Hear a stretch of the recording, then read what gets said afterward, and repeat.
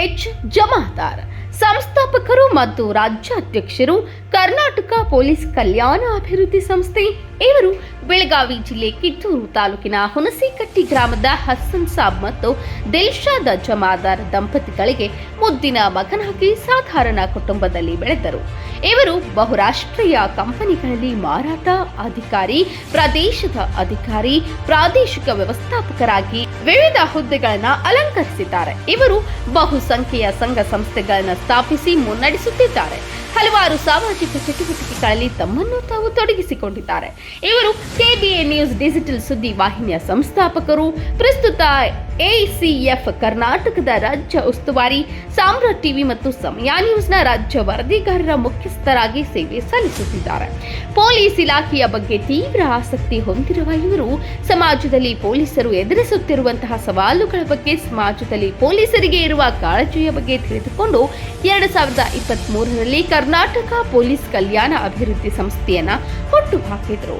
ಈ ಸಂಸ್ಥೆಯಲ್ಲಿ ನಿವೃತ್ತ ಪೊಲೀಸ್ ಅಧಿಕಾರಿಗಳು, ನಿವೃತ್ತ ಸೈನಿಕರು, ಪೊಲೀಸ್ ಕುಟುಂಬದ ಸದಸ್ಯರು, ವಕೀಲರು, ವೈದ್ಯರು, ಸರ್ಕಾರಿ ಮತ್ತು ಅರೆ ಸರ್ಕಾರಿ ನೌಕರರು, ರೈತರು, ಕಾರ್ಮಿಕರು, ಚಾಲಕರು ಮತ್ತು ಯುವಕರು, ಯುವತಿಯರು ಸೇರಿದಂತೆ ಒಟ್ಟು 12,000 ಸದಸ್ಯರುಗಳನ್ನ ಈ ಸಂಘಟನೆ ಹೊಂದಿದೆ.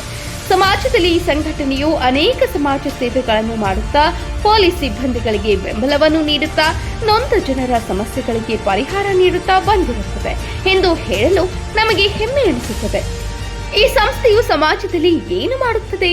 ಕರ್ನಾಟಕದ ಅತ್ಯಂತ ದುರ್ಬಲ ಸಮುದಾಯಗಳನ್ನು ಉನ್ನತೀಕರಿಸುವ ಮತ್ತು ಬೆಂಬಲಿಸುವ ಗುರಿಯನ್ನು ಹೊಂದಿದೆ. ನಮ್ಮ ಪ್ರಯತ್ನಗಳಲ್ಲಿ ಸಾಮಾಜಿಕ, ಶೈಕ್ಷಣಿಕ, ಆರೋಗ್ಯ ಮತ್ತು ಸಮುದಾಯದ ಅಭಿವೃದ್ಧಿ ಸೇರಿದಂತೆ ಹಲವಾರು ಕಾರ್ಯಕ್ರಮಗಳು ಇವೆ.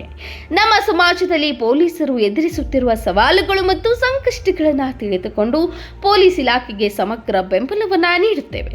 ಇದರಲ್ಲಿ ಅನೇಕ ಪೊಲೀಸ್ ಪರವಾದ ಕಾರ್ಯಕ್ರಮಗಳು ಅವರ ವೃತ್ತಿಪರ ಮತ್ತು ವೈಯಕ್ತಿಕ ಜೀವನವನ್ನು ಸದೃಢಗೊಳಿಸಲು ನಿರಂತರವಾಗಿ ಅವರೊಂದಿಗೆ ಕೈಜೋಡಿಸುತ್ತಿದ್ದೇವೆ.